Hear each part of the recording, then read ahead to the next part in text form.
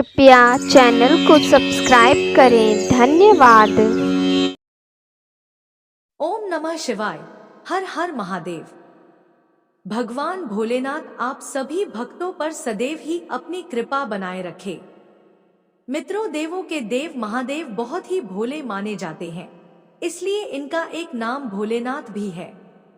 वैसे तो भगवान भोलेनाथ अपने भक्तों की क्षणिक मात्र की भक्ति से ही प्रसन्न हो जाते हैं और इसलिए उन्हें प्रसन्न करने के लिए किसी भी तरह के विशेष पूजन की आवश्यकता नहीं होती। परंतु कई भक्त शिव जी की विशेष कृपा पाने के लिए सोमवार का व्रत और पूजन करते हैं। मित्रों, सोमवार के व्रत को लेकर मान्यता है कि इस व्रत को करने से भगवान शिव अपनी भक्तों की सभी मनोकामना बहुत जल्दी ही पूरी करते हैं। तो चलिए मित्रों, माता पार्वती और भगवान भोलेनाथ के चरण कमलों का ध्यान करते हुए सुनते हैं सोमवार व्रत पर शिव जी की बहुत ही सुंदर कथा। पहली कथा इस प्रकार से है। एक समय की बात है, इस भूमंडल पर एक अत्यंत प्रसिद्ध राजा चंद्रहास द्वारा पालित कांतिका नाम की एक नगरी थी। वहां पर धनेश्वर नाम का एक साहूकार और उसकी स्त्री रूपवती रहा करते थे। साहूकार का व्यापार दूर दूर तक फैला हुआ था और नगर के सभी लोग उस व्यापारी का बहुत ही सम्मान किया करते थे। साहूकार तथा उसकी पत्नी दोनों ही उस नगरी में सभी से बड़े प्रेम और आदर के साथ व्यवहार करते थे। उनके घर में धन धान्य आदि की कोई कमी नहीं थी। लेकिन उनको एक बड़ा दुख था कि उनकी कोई संतान नहीं थी और इस कष्ट से वे दोनों अत्यंत दुखी रहते थे। एक दिन एक बड़ा तपस्वी योगी उस नगरी में आया। वह योगी उस ब्राह्मण के घर को छोड़कर अन्य सब घरों से भिक्षा लाकर भोजन किया करता था, लेकिन रूपवती से वह भिक्षा नहीं लिया करता था।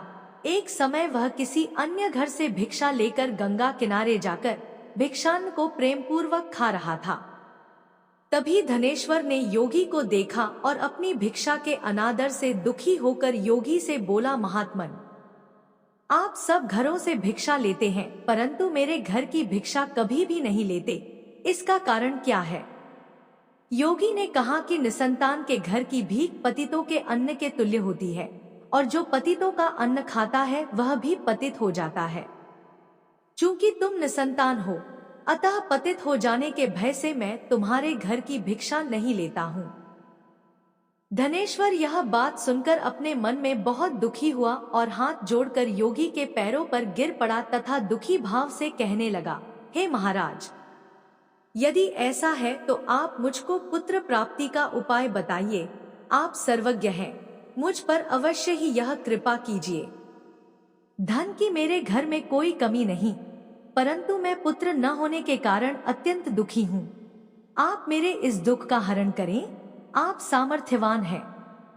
यह सुनकर योगी कहने लगे, हे ब्राह्मण, तुम चंडी देवी की आराधना करो, ऐसा करने से तुम्हें पुत्र रत्न की प्राप्ति होगी। साहूकार ने घर आकर अपनी स्त्री से सब वृत्तांत कहा और स्वयं तप के निमित्त वन में चला गया। वन में जाकर उसने चंडी देवी की उपासना की और घोर उपवास किया। चंडी देवी ने 16वें दिन उसको स्वप्न में दर्शन दिया और कहा, हे धनेश्वर, मैं तेरी भक्ति भाव से अत्यंत प्रसन्न हूँ। तुझे शीघ्र ही पुत्र रत्न प्राप्त होगा, लेकिन वह 16 वर्ष की आयु में ही मृत्यु को प्राप्त हो जाएगा। परंतु यदि तुम दोनों पति पत्नी 32 पूर्णमासियों का व्रत विधिपूर्वक करोगे तो वह दीर्घायु होगा।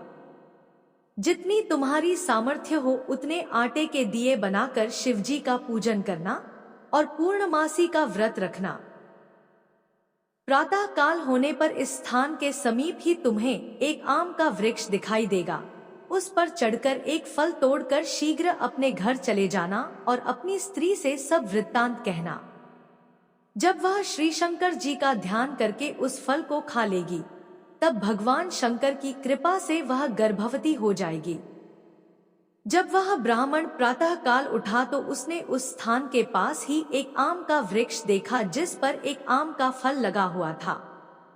उस ब्राह्मण ने उस आम के वृक्ष पर चढ़कर उस फल को तोड़ने का प्रयत्न किया, परंतु कई बार प्रयत्न करने पर भी वह वृक्ष पर न चढ़ पाया। तब उस ब्राह्मण को बहुत चिंता हुई और वह विघ्न विनाशक श्री गणेश जी की वंदना करने लगा और बोला, हे दयानिधे, अपने भक्तों के विघ्नों का नाश करके उनके मंगल कार्य को करने वाले, दुष्टों का नाश करने वाले, रिद्धि सिद्धि को देने वाले, आप मुझ पर कृपा करके इतना बल दें कि मैं अपने मनोरथ को पूर्ण कर सकूं। इस प्रकार गणेश जी की प्रार्थना करने पर उनकी कृपा से धनेश्वर वृक्ष पर चढ़ गया और उसने एक अति सुंदर आम का फल देखा। उसने विचार किया कि जो वरदान से फल मिला था वह यह है और कोई फल दिखाई नहीं देता। उस धनेश्वर ब्राह्मण ने जल्दी से उस फल को तोड़कर अपनी स्त्री को लाकर दिया और उसकी स्त्री ने अपने पति के कथनानुसार उस फल को खा लिया। इसके पश्चात वह गर्भवती हो गई। देवी जी की असीम कृपा से उसे एक अत्यंत सुंदर पुत्र की प्राप्ति हुई, जिसका नाम उन्होंने देवीदास रखा। माता पिता के हर्ष और शोक के साथ वह बालक शुक्ल पक्ष के चंद्रमा की भांति बढ़ने लगा। भवानी की कृपा से वह बालक बहुत ही सुंदर, सुशील और पढ़ने में बहुत ही निपुण हो गया। चंडी देवी की आज्ञानुसार उसके माता पिता ने 32 पूर्णमासी का व्रत रखना प्रारंभ कर दिया था, जिससे उसका पुत्र दीर्घायु हो जाए। 16वां वर्ष लगते ही देवीदास के माता पिता को बड़ी चिंता हो गई कि कहीं उनके पुत्र की इस वर्ष मृत्यु न हो जाए। इसलिए उन्होंने अपने मन में विचार किया कि यदि यह दुर्घटना उनके सामने हो गई तो वे कैसे सहन कर सकेंगे। उन्होंने देवीदास के मामा को बुलाया और कहा कि हमारी इच्छा है कि देवीदास 1 वर्ष तक काशी में जाकर विद्याध्ययन करे और हम उसको अकेला भी नहीं छोड़ना चाहते, इसलिए साथ में तुम चले जाओ और 1 वर्ष के पश्चात इसको वापस लौटा लाना। सब प्रबंध करके उसके माता पिता ने काशी जाने के लिए देवीदास को एक घोड़े पर बैठाकर उसके मामा को उसके साथ विदा कर दिया। धनेश्वर ने अपनी पत्नी के साथ अपने पुत्र की मंगल कामना तथा दीर्घायु के लिए भगवती दुर्गा की आराधना और पूर्णमासियों का व्रत करना आरंभ कर दिया। इस प्रकार उन्होंने 32 पूर्णमासी का व्रत पूरा किया। कुछ समय पश्चात एक दिन वह दोनों मामा और भांजा मार्ग में रात्रि बिताने के लिए किसी ग्राम में ठहरे हुए थे। उस दिन उस गांव में एक ब्राह्मण की अत्यंत सुंदरी, सुशीला, विदुषी और गुणवती कन्या का विवाह होने वाला था।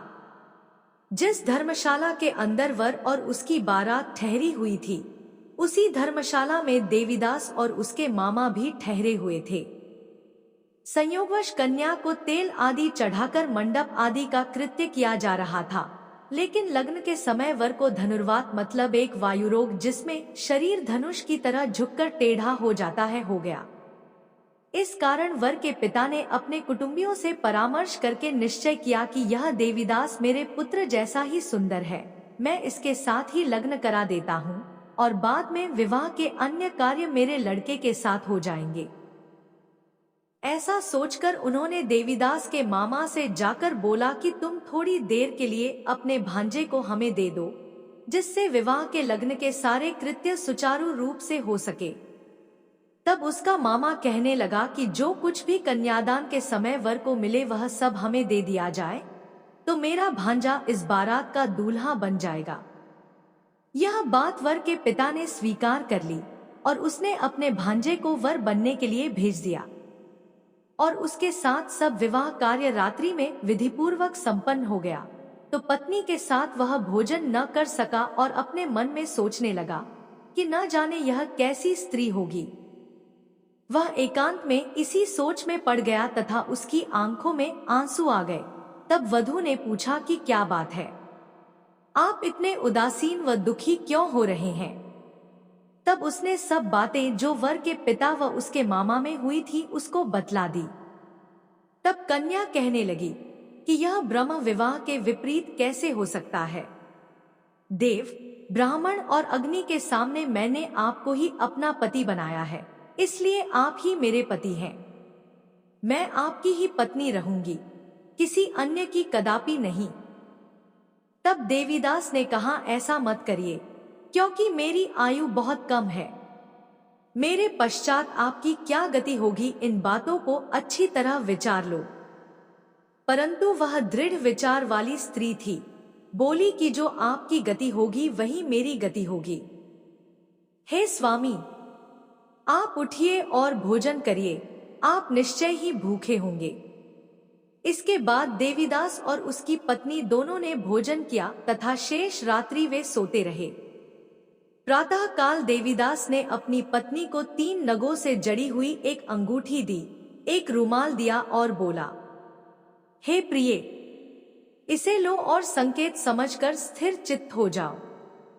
मेरा मरण और जीवन जानने के लिए एक पुष्पवाटिका बना लो, उसमें सुगंधी वाली एक नवमल्लिका लगा लो, उसको प्रतिदिन जल से सींचा करो और आनंद के साथ खेलो कूदो तथा उत्सव मनाओ।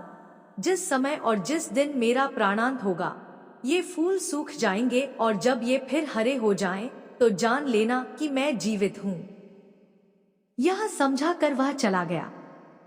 प्रातः काल होते ही वहां पर गाजे बाजे बजने लगे और जिस समय विवाह के कार्य समाप्त करने के लिए वर तथा सब बाराती मंडप में आए तो कन्या ने वर को भली प्रकार से देखकर अपने पिता से कहा कि यह मेरा पति नहीं है, मेरा पति वही है जिसके साथ सत्र में मेरा पानी ग्रहण हुआ था, इसके साथ मेरा विवाह नहीं हुआ है।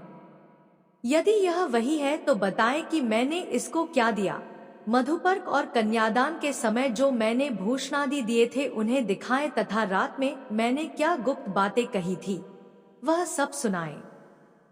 पिता ने उसके कथनानुसार वर को बुलवाया गया। कन्या की यह सब बातें सुनकर वह कहने लगा कि मैं कुछ नहीं जानता। इसके पश्चात लज्जित होकर वह वहां से चला गया और सारी बारात भी अपमानित होकर वहां से लौट गई। भगवान श्री कृष्ण बोले, हे माता, इस प्रकार देवीदास काशी विद्याध्ययन के लिए चला गया। जब कुछ समय बीत गया तो काल से प्रेरित होकर एक सर्प रात्रि के समय उसको डसने के लिए वहां पर आया। उस विषधर के प्रभाव से उसके शयन का स्थान चारों ओर से विष से विषैला हो गया, परंतु व्रत के प्रभाव से उसको काट न पाया, क्योंकि पहले ही उसकी माता ने 32 पूर्णिमा का व्रत कर रखा था। इसके बाद मध्याह्न के समय स्वयं काल वहां पर आया और उसके शरीर से उसके प्राणों को निकालने का प्रयत्न करने लगा, जिससे वह मूर्छित होकर पृथ्वी पर गिर पड़ा। भगवान की कृपा से उसी समय पार्वती जी के साथ भगवान शंकर वहां पर आ गए। उसको मूर्छित दशा में देखकर पार्वती जी ने भगवान शंकर से प्रार्थना की कि हे प्रभु, इस बालक की माता ने पहले 32 पूर्णिमा का व्रत किया था, जिसके प्रभाव से हे भगवान आप इसको प्राण दान दे। भवानी के कहने पर भक्तवत्सल भगवान शिव ने उसको प्राण दान दे दिया। इस व्रत के प्रभाव से काल को भी पीछे हटना पड़ा और देवीदास स्वस्थ होकर बैठ गया। उधर उसकी स्त्री उसके काल की प्रतीक्षा किया करती थी। जब उसने देखा कि उस पुष्प वाटिका में पत्र पुष्प कुछ भी नहीं रहे तो उसको अत्यंत आश्चर्य हुआ, और जब वह वैसे ही हरी भरी हो गई तो वह जान गई कि वह जीवित हो गए हैं।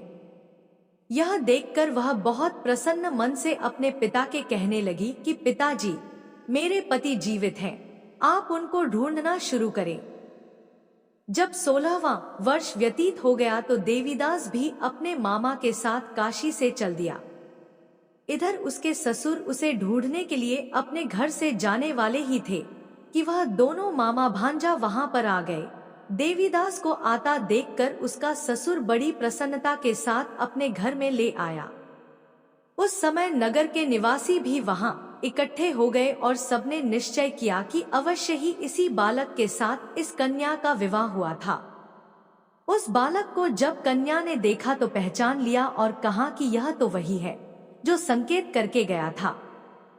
तदुपरांत सभी कहने लगे कि भला हुआ जो यह आ गया, और सब नगरवासियों ने आनंद मनाया। देवीदास इसके बाद अपनी पत्नी और मामा को लेकर वहां से अपने माता पिता के पास आने को चल दिया। उसके ससुर ने भी उसे बहुत सारा धन और दहेज दिया। इधर साहूकार और उसकी पत्नी भूखे प्यासे रहकर बेटे की प्रतीक्षा कर रहे थे। उन्होंने प्रण कर रखा था कि यदि उन्हें अपने बेटे की मृत्यु का समाचार मिला तो वह भी प्राण त्याग देंगे। उसी रात को भगवान शिव ने साहूकार के स्वप्न में आकर कहा कि साहूकार, मैंने तेरी भक्ति और सच्ची श्रद्धा से प्रसन्न होकर तेरे पुत्र को लंबी आयु प्रदान की है, इसलिए अब तू निश्चिंत हो जा। सुबह जब साहूकार का पुत्र अपने घर की तरफ चल रहा था तो उसके माता पिता को लोगों ने खबर कर दी और कहा कि तुम्हारा पुत्र देवीदास अपनी पत्नी और मामा के साथ आ रहा है। ऐसा समाचार सुनकर पहले तो उन्हें विश्वास नहीं हुआ, लेकिन जब देवीदास आया और उसने अपने माता पिता के पैर छुए तो देवीदास के माता पिता ने उनका स्वागत किया, आरती उतारी और दोनों को अपने सीने से लगा लिया। दोनों के आने की खुशी में धनेश्वर ने बहुत सारा धन, दान, दक्षिणा आदि ब्राह्मणों को दी। इसी प्रकार जो कोई भक्त भगवान भोलेनाथ को सच्चे मन से पूजा अर्चना करता है और सोमवार व्रत करता है तो भगवान भोलेनाथ की कृपा से उसके सभी दुख दूर होते हैं और सभी मनोकामनाएं पूर्ण होती हैं और उसका सदा ही कल्याण होता है। तो बोलिए मित्रों, हर हर महादेव, जय शिव शंभू, जय भोलेनाथ। अब चलिए सुनते हैं दूसरी कथा। बहुत समय पहले की बात है। एक नगर में एक निर्धन ब्राह्मण अपनी पत्नी के साथ रहता था। उस ब्राह्मण के घर की आर्थिक स्थिति बहुत दयनीय थी।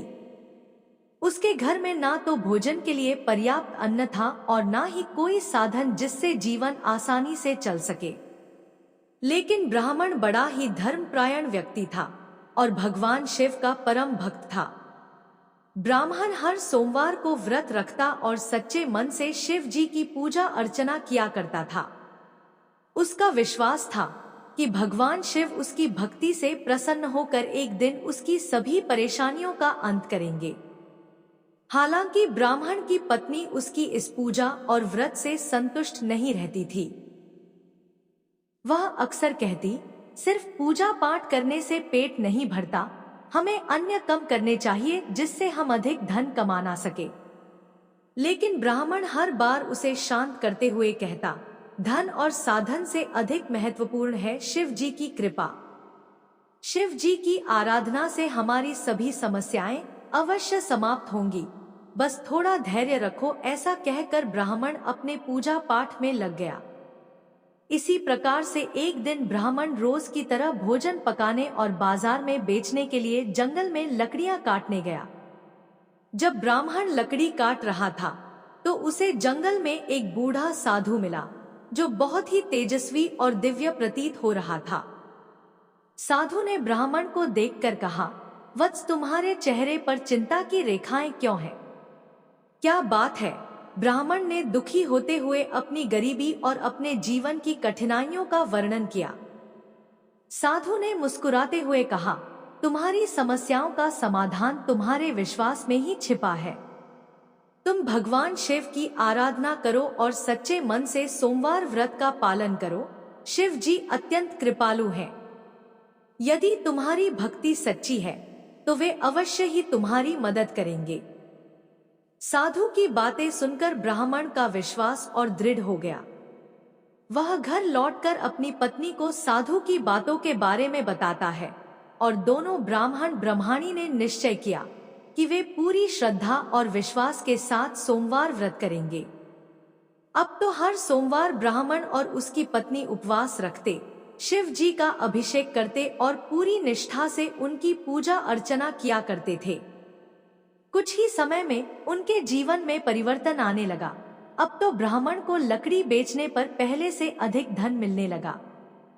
एक दिन जब वह अपने घर के आंगन में बैठा पूजा कर रहा था तो अचानक उसे ऐसा प्रतीत हुआ कि जमीन में कुछ दबा हुआ है। जब उसने खोदकर देखा तो वहां एक घड़ा सोना और गहनों से लबालब भर हुआ था। यह देखकर ब्राह्मण और उसकी पत्नी की खुशी का ठिकाना न रहा। अब तो उनकी गरीबी समाप्त हो गई।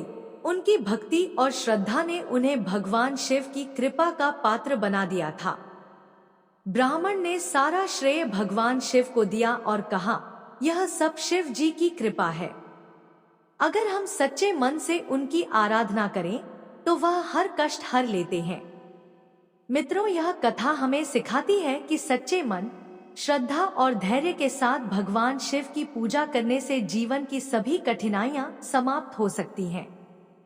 शिव जी अपने भक्तों की सच्ची पुकार अवश्य सुनते हैं और उन्हें सुख समृद्धि का वरदान देते हैं। सोमवार व्रत का महत्व इसी में निहित है कि यह व्यक्ति को न केवल आंतरिक बल देता है, बल्कि उसके जीवन में सकारात्मक परिवर्तन भी लाता है। कथा समाप्त हुई। बोलिए मित्रों, हर हर महादेव।